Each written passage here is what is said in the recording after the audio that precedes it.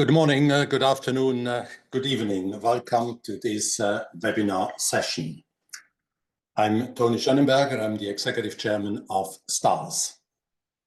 STARS is a global platform for dialogue to discuss developments which will impact the society as a whole, but also particularly our companies in the next couple of years. In this context, I'm pleased to inform you about the STARS study tour to China, to Shenzhen and Guangzhou, the two innovation centers in China at the end of June and the beginning of July in 2025. We are going to visit global champions such as BYD and Huawei and unicorns and startups in Guangdong province. 25 business leaders have already registered and we have 5 seats left. Please visit our website for more information. Today, we are starting a new webinar series on the circular economy, a must for business leaders. No doubt, this topic is extremely important for the society as a whole, but particularly also for our companies, organizations, and businesses. Today, we have the great privilege to talk to Lisa McLEAN.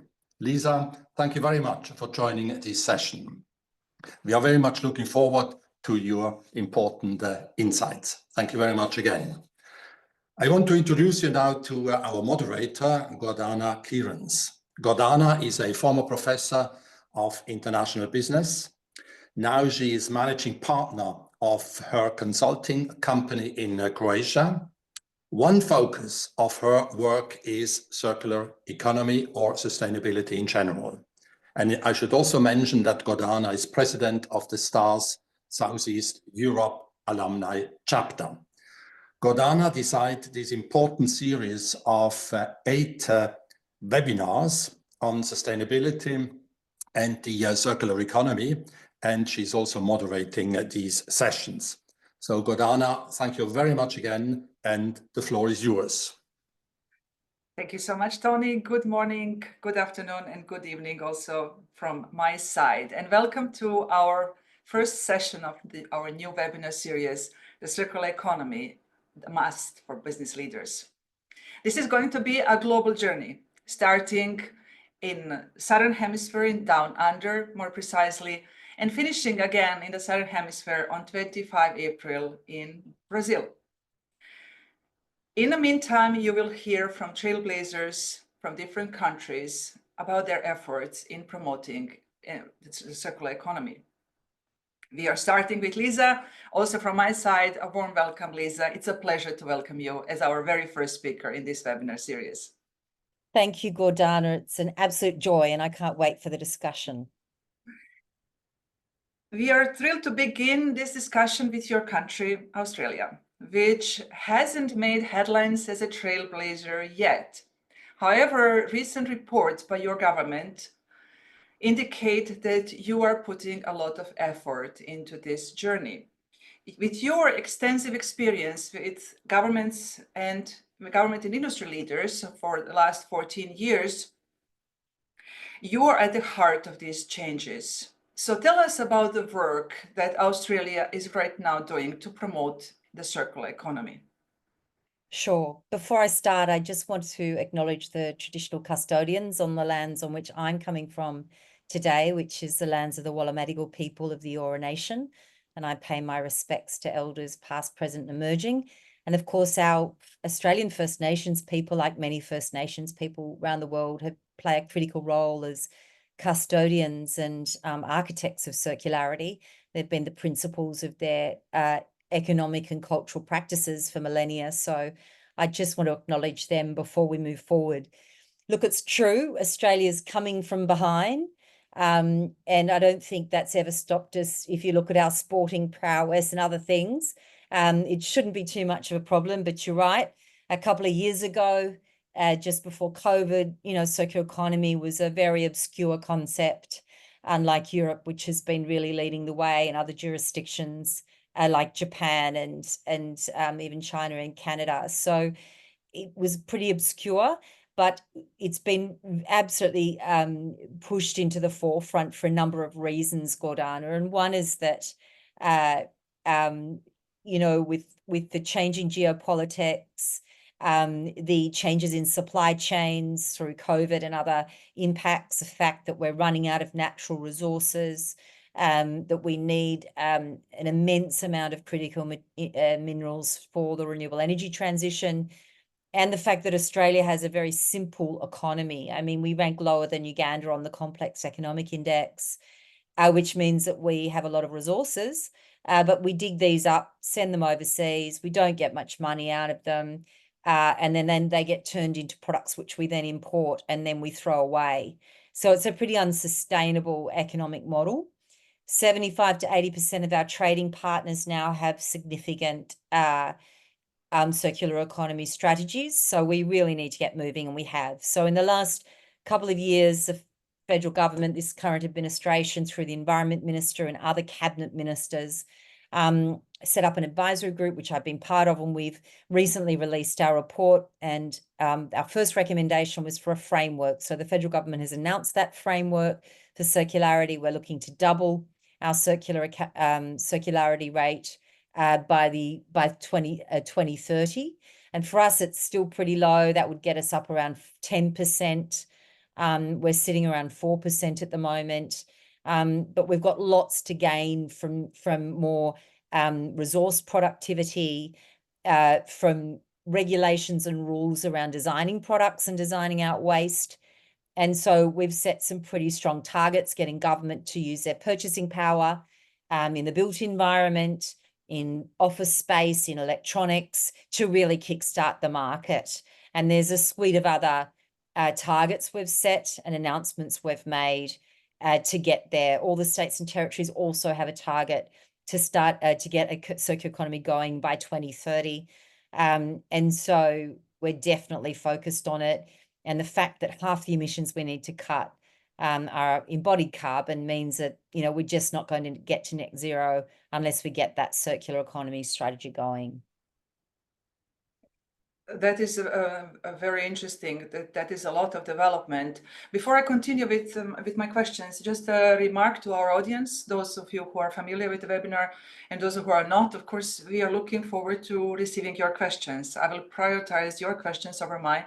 So I have the window open here in front of me, and I will see your question and read it to Lisa. So you're welcome to ask your questions as well.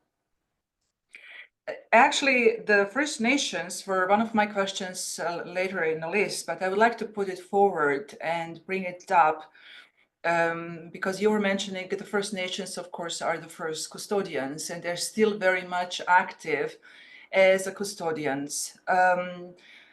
The question would be, how much are they really involved in the circular journey? The reason why I'm asking, we had a webinar in the previous webinar series. We had a webinar about Indigenous knowledge, and it's one of the speaker was the co-author of this book, Old Ways for New Days, where authors argue that the Indigenous knowledge is these days being used without being acknowledged. It's something now we realize we have done a lot of things wrong. So now, okay, First Nations actually have been telling us this whole time that we should be doing it differently. Now we acknowledge it, but we take it and use it instead of giving them a seat at the table to shape their journey. So how much are actually First Nations part of their journey? Well, in many countries, including Australia, our First Nations people have been really disadvantaged. And there's some really big humanitarian issues and issues around education and access to health, and a lot of things that, you know, land rights. So, you know, on a scale of priorities, circular economy, you know, it sounds like another white sort of fellas construct in many ways. However, in Australia, it really is circularity is aligning with First Nations principles, and we have had Indigenous leaders on the Ministerial Advisory Group creating that framework I just referenced before, and also our recommendations to government. And Circular Australia partners with the Victorian Federation of First Nations organisations, and they've done a lot of work around First Nations donuts, so the Aboriginal donut concept. And of course, you know, it's pretty simple stuff, isn't it? With human-centered thinking, humans are at the top, everything's underneath. Your understanding of an interaction with nature and the way we use and value space and, you know, natural assets is very, it's a hierarchy of which, you know, the most important thing is dominance. And now, you know, human dominance. But now we know that, you know, we're running out of mass. The techno mass is now greater than the biomass. So there's more cement and bricks on the planet than there is trees and greenery and shrubs. So we're in a difficult situation, aren't we? And actually, our linear economy will tell us if there's less, then it's more valuable. So hopefully this will recenter our approach. But, you know, we make stuff and we throw away 90% of what we make. It gets burnt, landfilled, or it's out of our reach. And this is clearly unsustainable. And I think that is why First Nations cultures like Australia's, which is one of the oldest, if not the oldest on the planet, hundreds of thousands of years old, has sustained its culture through those generations and years and millennia. And, you know, modern humans might do themselves out of their existence if we're not careful, if we don't start to get that respect back and change our linear thinking and dominant thinking to more country-centered approach. Yeah, absolutely agree. You mentioned the built environment and the cement, the amount, which is also one of the biggest carbon emitters, or the construction industry in general. And we had a webinar in the last series with Dr. Janez Potočnik about this topic, where he talked about the resource usage and explosion of resource usage. Of course, your country, as a mining powerhouse, has been at the center of all that, because you are blessed with lots of minerals and metals in your country. Rightfully, as you said, these materials immediately leave your country after mining, being processed in China or elsewhere, and come back as imported products to you. So that is definitely not sustainable. However, there is a business ecosystem that is built on this. Our webinar series is called The Circular Economy, a Must for Business Leaders. Is that mindset present in this Australian industry?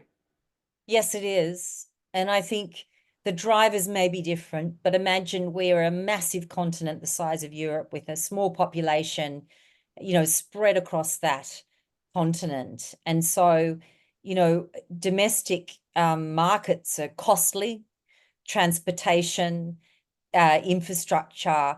Not every state can have all the infrastructure needed for a robust economy. So the states need to work together. And through our consultation with the Circular Economy report that we did, we consulted with a huge number of businesses, you know, over 200 peak bodies that represent thousands and tens of thousands and hundreds of thousands of businesses and jobs and workers. And Australia also has a lot of small and medium businesses. So they've been very engaged in this process. And I think, you know, as I mentioned before, this model of us just importing and throwing away is very unsustainable and costly. And as the carbon impacts of products is felt by suppliers and they're responsible for embodied carbon, there's great incentives now to design products and sell products, make products that can last, can be repaired, can be broken down at end of life, and the value, that residual value extracted. And, you know, I'll give an example of, it's actually an American company, but Caterpillar, which has tractors that it's sold. And I think you and I probably listened to the same discussion at the World Circular Economy Forum late last year in Brussels about this. But, you know, that as a service business model where a company owns the asset, it leases it out, it incentivizes that asset to be repaired, it gets it back before it's broken down, and it dismantles it, regenerates it, and gets it back out onto the market. It's a hugely successful and revenue generating model for a business, because your overheads are less, your assets can get more value each time.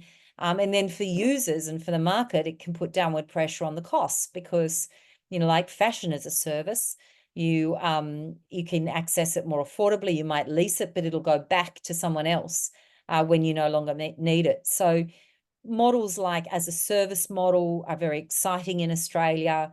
The government is committed billions of dollars for infrastructure and to catalyze this manufacturing and onshore supply chain that we've just really lacked, and it's been closed down over, we had the textile and food industry closed down in the 80s, then we've seen the car manufacturing industry closed down, and clearly that's not a bright future for Australia. So their governments are reinvesting in that onshore manufacturing capability and supply chains. And circularity is critical because that's where we get access to the materials that not just the minerals we dig up, but other materials we need.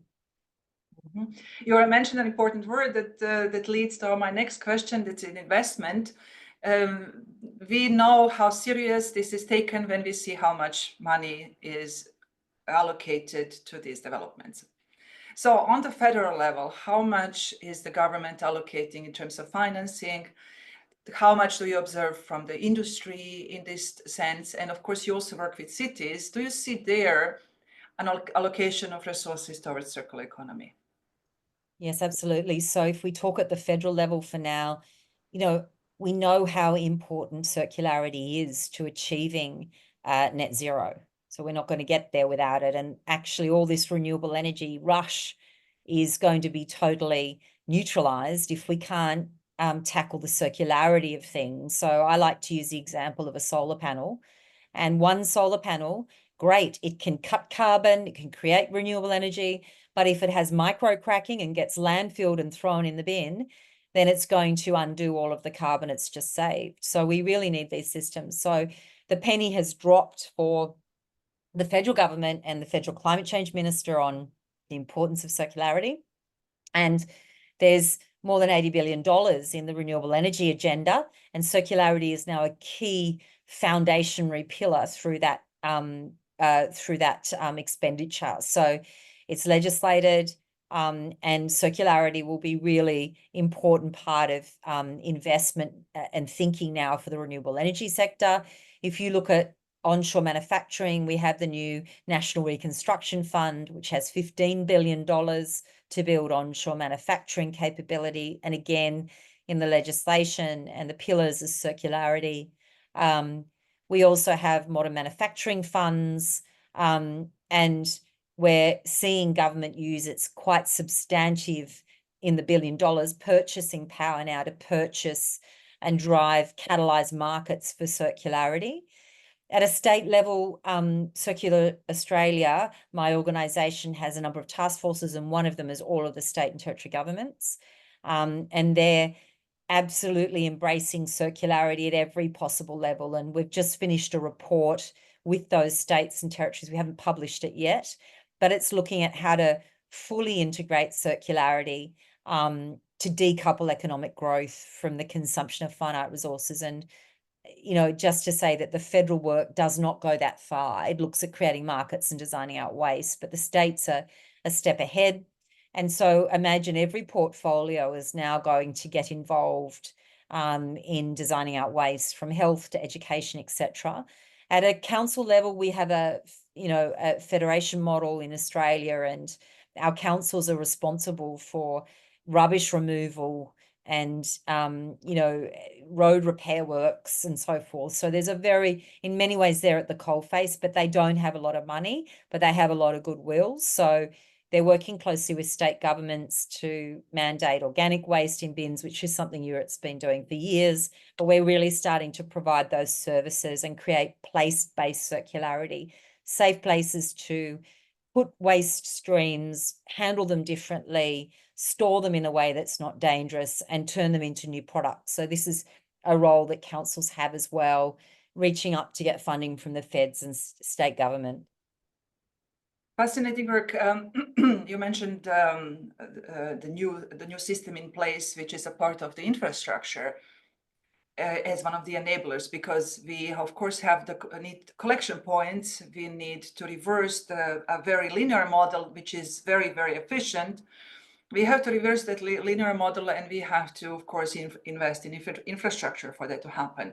So how much is new infrastructure is being built with this funding? So, in Europe, you have the UNIDO, United Nations Industrial Symbiosis Precincts, and Australia is building several of those. New South Wales is sort of the biggest economy, and New South Wales has 2 UNIDO circular industrial symbiosis precincts being built. And what we're seeing is the federal government coordinating the states so that the markets and the infrastructure will be different in each state. So in Queensland, it will look at batteries and solar panels. New South Wales will look at chemicals. And so they're splitting up these key resources so that because there's just not enough funding and population to support, the same infrastructure in every state. So there's a really important collaborative approach, and it's pretty much enabled by the fact that the federal government's Labor and all the states are the same, almost all. 2 have changed now, but have been the same political persuasion. So that's helped with the collaborative piece. But I do think that this circular economy is very much a universal business-led approach. So we anticipate more funding. The National Reconstruction Fund will be really important, and they're looking for that debt finance to build really big infrastructure. And to your listeners today, I think Australia is definitely open for business and can learn a lot from organisations that have expertise, particularly in manufacturing capability, processing, and turning waste streams into products. Yeah, the part where you talk about the space and how big Australia is and the population spread and all that, familiar that with my husband is from Canada, so I have this sense for the space. And living also 4 years in China, you get a different, as a European, you get a different feeling for space once you step out of Europe, where everything is relatively clustered in terms of space. Going to our enablers, education is my next question, because I believe that infrastructure, education, and mindset are the key success factors, in addition to, of course, the business case. So how much is education supporting your efforts? I remember years back that in Australia, sustainability in general, circular economy, was taught only at the MBA, in level of MBA programs, and only that in some business schools. So how have you seen any progress last few years? Absolutely. So the circular economy framework also includes education as a key pillar, and we are seeing, and in fact, Circular Australia, my own organisation, is providing accelerator programs. So we are offering training on fundamentals for circularity.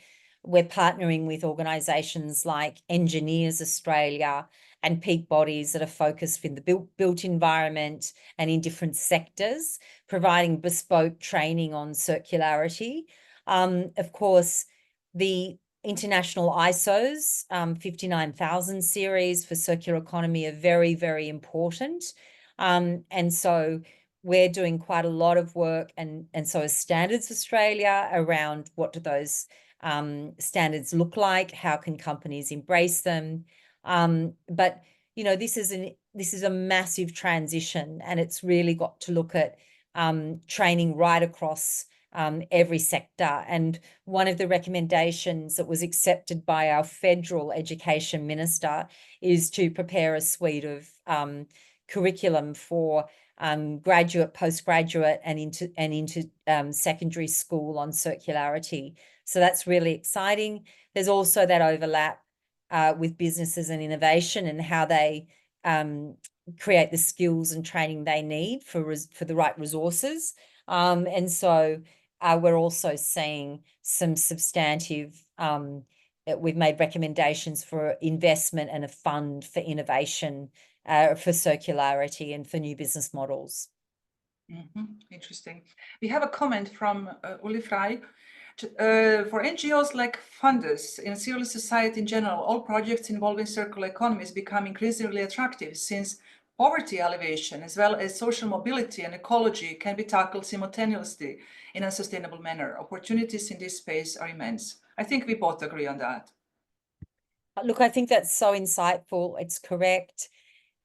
We do say at Circular Australia that the circular economy is really the answer for a more sustainable economic model. And so it's not really an add-on like carbon. It's not a means to an end like carbon reduction. It is actually a framework through which we can decouple that economic growth from the consumption model, which has devastated the planet. And we can still get what we need. If we're wasting 90% of what we make, then wow, there's enough for everybody to go around. There's enough for growth.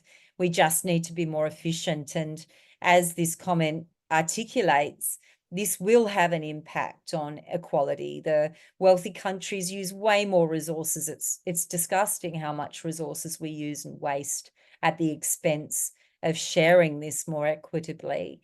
And the impacts are immense for the crises we face. It's causing the climate crisis, the consumption model is. It's causing biodiversity loss as we dig and cut down more and consume, build more things that we don't use.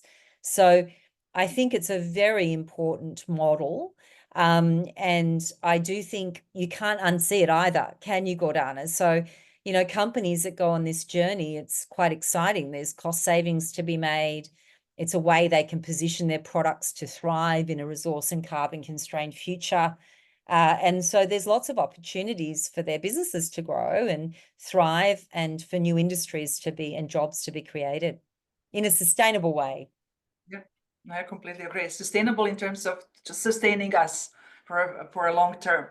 Last question, we are coming to the topic of mindset. What kind of mindset change do we need to see in Australia across the society, businesses, and of course the federal or the government level, regulatory level, for this to really succeed long term? Where do you see still a need for change? So as I mentioned, there was a ministerial advisory group which I'm on, and we have a very substantive document, and I can put the link in your chat box later or send to you, which makes a lot of recommendations. And what the first thing we say is we need leadership and we need big action. And what we've asked for is that we have legislation that's for circular economy. So something akin to the European Green Deal, but legislation that eliminates our waste legislation, Gordana, because we've got lots of different waste legislation and it's all ridiculous and meaningless and it doesn't value the resources and it only looks at sectors. And of course, resources flow through sectors. And if that sector thinks it doesn't have value, then it's lost. So we need to actually be valuing these resources that flow through. So we've asked for leadership, strong regulatory changes. Now, this current government is facing a federal election shortly, so it's unlikely we'll have that legislation passed before the election. So I think we're still got a lot of work to do to activate circularity and operationalize it in Australia. But of course, the states are on their journey, which is terrific. Industry is very engaged. And I think the drivers are really obvious that, you know, we're not going to be able to meet our net zero targets without this transformation. And for most businesses, that is the number one driver. And suddenly, if they look into embodied carbon and look at circularity, they're like, wow, there's some carbon to be cut here. I think Australia is generally a phenomenally wealthy country. And so I think we are one of the biggest consumers of textiles, fashion, and we're one of the biggest wasters of all that. And I think that, you know, the highlighting this is also the awareness in next generations is really quite phenomenal about the fact we're running out of these resources and the waste streams we're creating is unacceptable. So that generational change helps enormously. That's really interesting. We have a question from one of our viewers who wants to remain anonymous.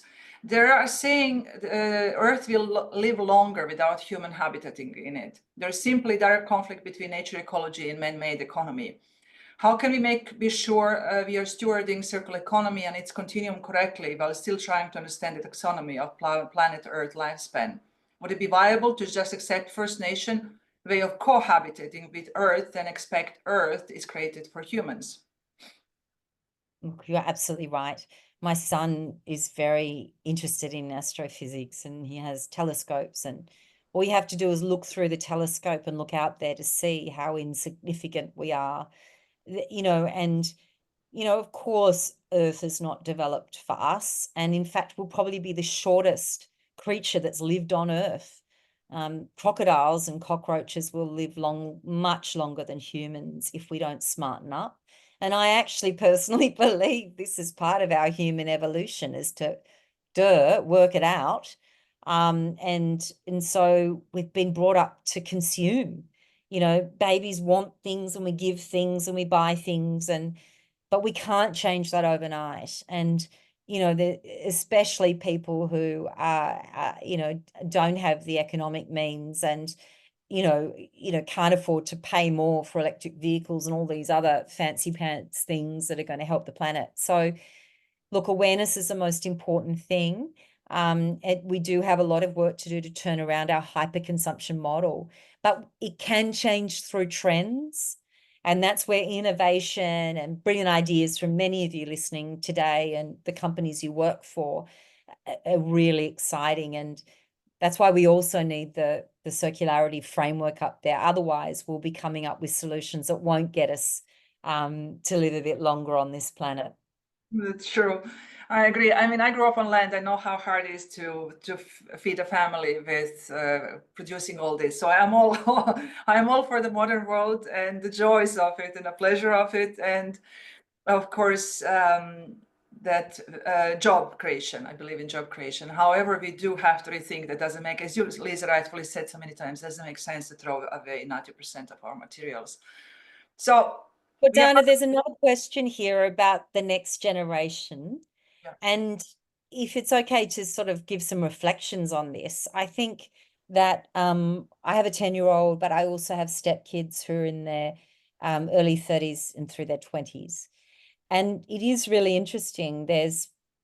Many of them don't know how to deal with waste. They're not used to separating waste, particularly in urban environments. If they've grown up in urban environments. I'm from the country, and most country people know how to value. Goran, you were talking about your experience, but in the cities, it's been harder, and there are actually generations of people that just use, consume, throw away, and have no interaction with the costs or the impacts of the waste stream and that hyperconsumption. So there's definitely challenges. I think in Australia, we are one of the most urbanized countries in the world. However, we have a lot of natural resources and beaches and mountains that circumference our cities. So there are touchstones there where people are seeing nature. And I think for them, the real impact for them is just seeing the results of climate change. And at the moment, we're in the middle of summer. Normally we have 40-degree days, 40+ degrees days, but we're in the rain cycle still, and we've had terrible winds which have ripped out 400-year-old trees everywhere. There's 10,000 homes that have been affected, and this is just today and the last couple of days, and internet gone. And these things, I think the impacts will have some influence for people understanding that connection. But again, training and education is important. So I hope I haven't really answered your question, but I'm sure it's the same for many other countries. Yes, you did. I hope we can continue this conversation in Brazil that we started in Brussels last year, and that we hopefully continue there if I can make it. I'm scheduled actually to be in Barcelona, so I'm not sure if I will make it to Brazil. But for our audience, I'm sure they're interested in you and your work. How can they best reach you? Is LinkedIn the best option, or? Yeah, LinkedIn's great. I love LinkedIn, and I'll respond to you if you reach out. And also our website, Circular Australia, www.circularaustralia.com.au. but LinkedIn's a good one, Gordana, and it was an absolute joy and an honor to be part of this discussion. And what a fantastic initiative the STARS Global Dialogue is. And I'm thrilled that you've brought circular economy to the forefront, because of course I think it's the most important thing we need to be talking about. I completely agree on that. I completely agree with you. And we are grateful that you stepped out of an award ceremony to be with us today. So thank you for that. And thank you, of course, for your insights and that come from a long experience. And we look forward to continuing working with you and seeing how Australia progresses in the circular economy. Thank you. And thank you, everyone. Thank you. And I hope to see you, Gordana, in Brazil. And bye to Tony and Francesca and everybody. Have a great evening. Thank you. Day. I'll have a yes, we still have a morning. Thank you so much. And thank you, everyone, for attending today.